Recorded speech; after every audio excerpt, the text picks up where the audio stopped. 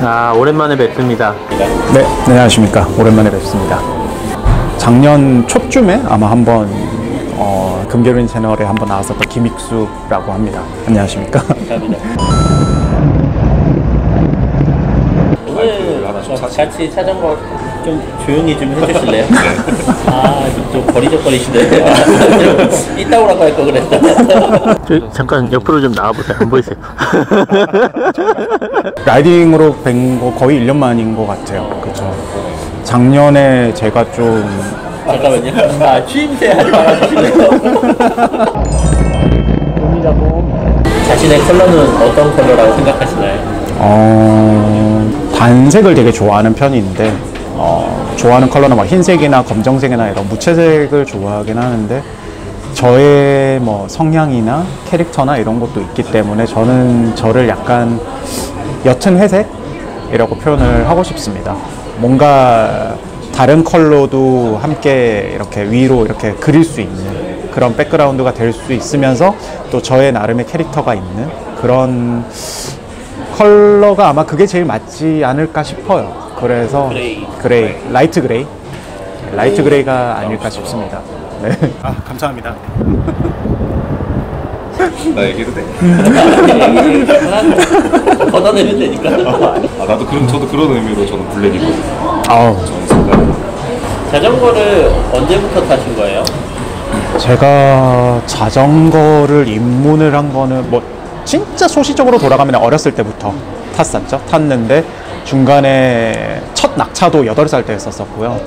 그러면서 골절도 했었고 뭐 8살이요? 어렸을 때부터 이미 낙차를 한번 크게 했었고 그러고 나서 중학교 때쯤부터 잠깐 못 타다가 그런 다음에 사회생활 하면서 이제 그때 당시 만나던 여자친구가 이렇게 한강이나 자전거 타보자 이러면서 미니벨로를 타서 한 2010년쯤부터 라이딩을 시작을 했어요. 2010년쯤부터 라이딩을 시작해가지고 그러다 보니까는 뭐 미니벨로로 이렇게 타다 보니까는 뭐 어느 순간 큰 바퀴가 타고 싶어서 하이브리드도 탔고 하다 보니까 로드로 넘어왔고 그래서 로드로 타기 시작한 거는 2011년부터 타기 시작해서 이제 거의 13년째 타고 있는 상태입니다. 교수님 자전거 보면은 자전거가 일반 로드바이크 라이더들하고 약간 다른 결이 있잖아요. 그러니까 저도 사실 입문했었을 때는 뭐 다른 라이더분들도 다 마찬가지일 것 같아요. 처음에는 나도 뭐 이렇게 로드니를 타니까 되게 남들처럼 빠르게 가고 싶고 열심히 달리고 싶고 해서 저도 뭐 한 2016년까지만 해도 진짜 열심히 탔었거든요. 열심히 탔었고 그때 당시에 지금은 더 잘 타시는 분들 훨씬 많으시지만 그때 당시에 뭐 남산 6분대 탔었고 뭐 북악 9분대 타고 이랬으니까 이게 제가 2010 5년 때 그때 당시 근무하던 회사에서 이제 전 세계 직원들을 글로벌 회사에 제가 다니고 있어서 전 세계 직원들을 다 모아서 런던 지사에서 파리 지사까지 자전거 라이딩을 하는 이벤트가 있었어요. 회사에서요? 회사에서 그런 이벤트가 그런 있었어요. 거랑 관련된 회사는 아니죠? 아닙니다.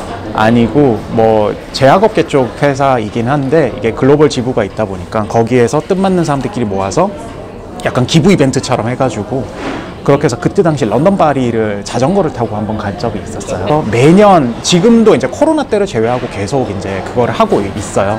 이제 그때 당시에 런던 파리를 가면서 하면은 한 도합거리가 한 350km는 넘었던 것 같아요. 한 400km 가까이 됐던 것 같은데 그때 당시에 보면서 투어링하는 그런 재미도 많이 느꼈었고 그러고 또 하나 거기서 유럽을 가서 되게 느꼈던 게 그때 당시에 제가 이제 콘돌 슈퍼 아치아요를 이제 커스텀 제작을 해서 이제 라이딩을 하고 있었었는데 거기에 로드를 타시는 분들은 대부분 우리나라 카본하고 다르게 알루미늄 프레임들이나 아니면 크로몰리 프레임들을 다들 타더라고요. 심지어 우리 더듬이 변속기 있잖아요. 그거 타시는 분인데 저보다 훨씬 더 잘 타더라고요.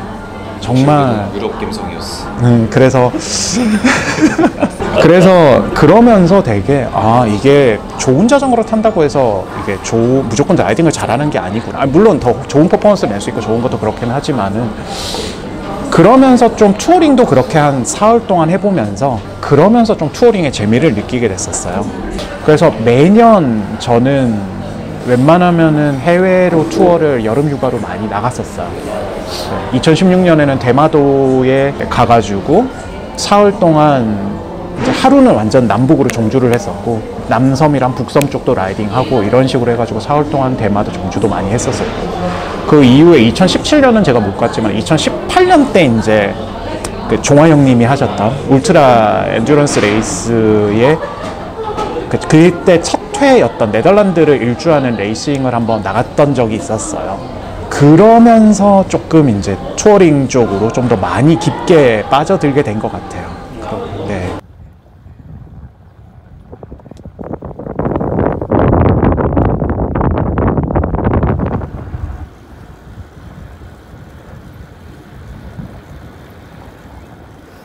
그러면서 2017년에는 그게 있었구나. 외국 투어는 아니었지만 제가 이직을 하면서 한 달 정도 쉬게 됐는데 겨울 12월 달에 남해안 쭉 종주해가지고 경주로 들어갔다가 고향집까지, 고향이 대구라서 들어가는 거의 한 600km 라이딩을 사흘 동안 했었던 것 같아요. 뭐 그런 식으로 되게 하다 보니까 그런 식으로 어느 순간 저도 모르게 투어링 라이더가 되어 있더라고요. 네. 인상 깊었던 곳이나 가장 좋아하는 코스? 추천할 만한 코스? 국내 같은 경우에는 저는 정선 쪽을 되게 좋아해요. 정선 쪽을 좋아하는데 뭐 저희들 보통 정선이나 영월, 태백 이런 쪽으로 가면은 어필 투어링 라이딩 많이 가는데, 저 같은 경우에는 정선에서 출발해서 이제 아우라지 쪽으로 넘어가는 그 조용한 지방도가 있거든요. 거기가 풍경들이 진짜 이쁘고, 그리고 동강 풍경을 보면서 이렇게 갈 수 있는 굉장히 아름다운 코스라서 정선 쪽이랑 거기서 이제 흔히 그 안반대기 쪽으로 넘어가는 송강길 그쪽을 굉장히 좋아해요. 차량도 별로 없고 굉장히 평화롭게 풍경 보면서 라이딩할 수 있고 계곡이 옆에 따라가고 이래서 굉장히 좋은 코스라고 저는 생각합니다. GPS 코스 주실 수 있나요? 드릴 수 있습니다. 당연히 드리겠습니다. 유튜브에 공유하겠습니다. 네네. 알겠습니다. 익수님 픽 코스. 알겠습니다. 해외 같은 경우에는 저는 아까 말씀드렸던 그 네덜란드가 정말 그 자전거 인프라도 잘 돼 있고, 그리고 거기는 어필이 없어요. 평지입니다. 어필이 없는 거는 이제 국내에서는 좀 상상할 수가 없는데. 상상을 할 수가 없지만 거기는 재미없지 않나요, 혹시? 지루할 수가 있는데, 그러니까 높은 어필이 없을 뿐이지 우리가 얕은 언덕 같은 거는 이런 거는 많아서 충분히 약간 어필 트레이닝처럼 이렇게 할 수 있는 곳도 많고, 남부지방으로 내려가면은 이제 나름 네덜란드의 고산지대들이 있어가지고, 근데 고산지대라고 해봐야 한 200m 언저리라서 많이 높진 않지만 우리 분언리처럼 낙타등처럼 그런 라이딩 가능한 곳이 있어서 되게 재밌게 라이딩 했습니다. 그러니까 자동차보다 자전거 대수가 더 많은 국가라서 심지어 고속도로 옆으로도 자전거 도로가 따로 나 있을 정도로 굉장히 인프라가 잘 돼 있더라고요. 그러니까 전국 어디든 소도시든 시골이든 대도시든 자전거로 연결이 안 되는 곳이 없었어요. 그래서 굉장히 그게 인상적이었고, 라이딩 하면서도 그런 새로운 환경 보면서 되게 편하게 탈 수 있었던 것 같아요. 저기 프랑스 니스 쪽으로 가게 되면은, 거기에 가면은 이탈리아도 한 1시간 정도 라이딩 하면은 이탈리아로 들어갈 수 있고, 그리고 옆에 알프스 끝자락, 남알프스 쪽이 그쪽으로 넘어오고 해서 거기 가면은 정말 멋진 풍경들, 바다 풍경, 알프스 풍경, 그리고 진짜 극악한 어필들도 경험을 할 수 있어서 거기도 굉장히 좋았습니다. 지금 제가 타고 있는 자전거는 지금 커스텀 빌딩 프레임입니다. 커스텀 빌딩 프레임이고 2016년부터 타기 시작한 프레임이고, 영국의 서프론 프레임웍스라는 이제 그 공방에서 커스텀 제작된 자전거 프레임입니다. 그래서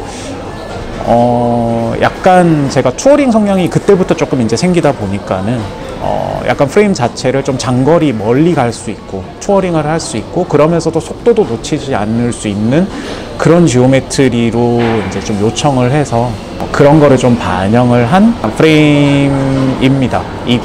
그리고 컬러 자체도 커스텀 프레임이다 보니까 커스텀 컬러가 가능한데, 제가 워낙 저희 아까 그레이 컬러를 저를 표현하긴 했지만은 저는 또 블랙 컬러를 되게 좋아해요. 그래서 블랙 컬러를 프레임을 해서 좀 한국적인 요소를 넣고 싶어서 이제 뒤쪽 체인스테이 쪽에 보면은 아래쪽에 이제 좀 한국적인 문양을 넣어서 그렇게 이제 제 프레임을 주문 제작을 했고, 세계 여러 곳도 많이 다니고 국내도 여러 곳 많이 다니고 했던 그런 프레임입니다.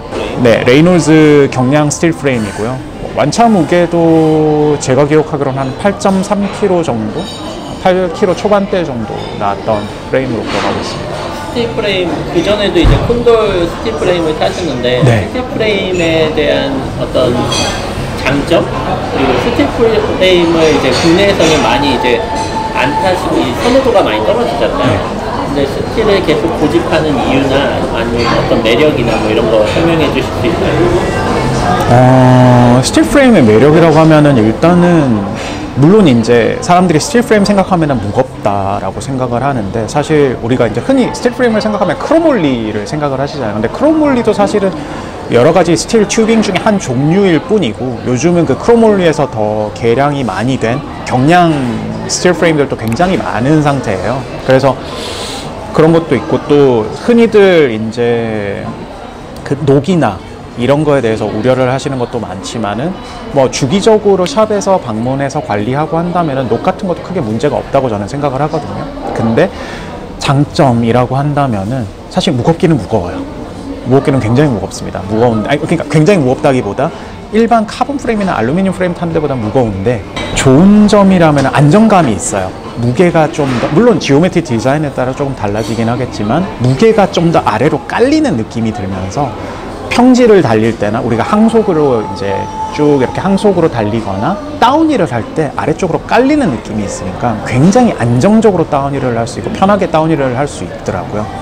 그래서 저 같은 경우는 그게 굉장히 큰 매력이었다고 생각했고 그 다음에 아까 말씀드린 것처럼 이게 일반 카본 프레임하고 알루 프레임하고 다르게 반응성이 굉장히 좋아요. 그래서 보통 스타팅을 할 때 예를 들어서 저희가 신호 때문에 정차했다가 스타팅을 하거나 이렇게 해서 저는 그냥 일반적으로 토크를 밟아서 이제 스타팅을 한다고 생각을 하는 다른 사람들보다 훨씬 빠르게 앞으로 튀어나갈 수가 있어요. 그런 반응성도 굉장히 좋고 제일 큰 매력은 아까도 말씀드렸던 것처럼 어느 정도 속도를 이제 유지를 어느 정도 속도를 받은 다음에 내가 꾸준히 적당한 페달링을 하게 된다면 그 항속성을 꾸준히 유지할 수 있다는 거, 크게 힘을 들이지 않고도 항속성을 유지할 수 있다는 게 저는 굉장히 큰 매력이라고 일단 생각합니다.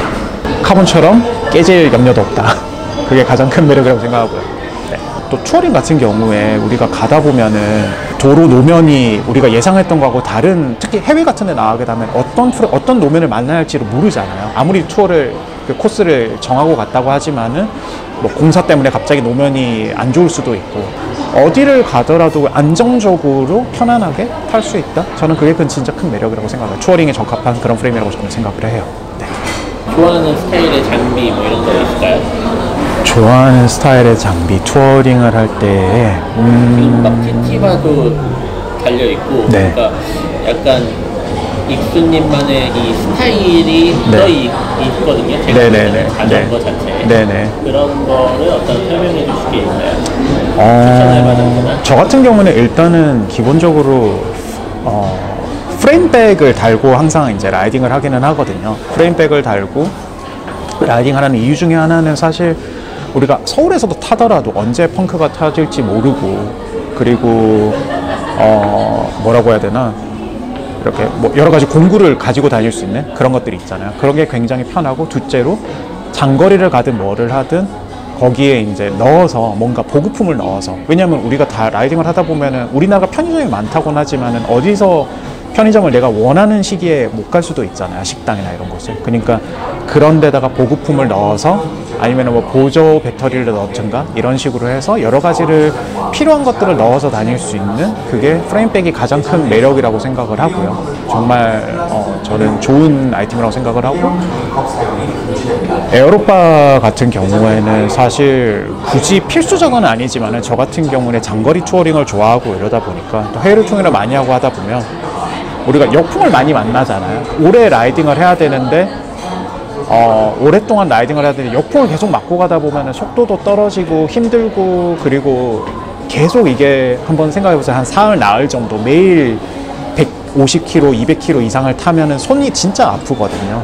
그러면은 잠깐 쭉 이렇게 평지로 달릴 수 있는 그런 데서는 에어로바에 손을 놓으면서 손을 좀 쉬게 해줄 수도 있고 뭐 그런 식의 용도로 이제 사용을 한다고 보시면 될 것 같습니다. 그러니까 속도를 낸다기보다 좀 더 편하게 가고자 하는 그런 용도로 에어르바를 쓰는 거라서 이거는 뭐 사람에 따라서 조금 호불호가 있을 것 같아요. 근데 뭐 쓰신다면 저는 추천은 드립니다. 투어링용으로. 네.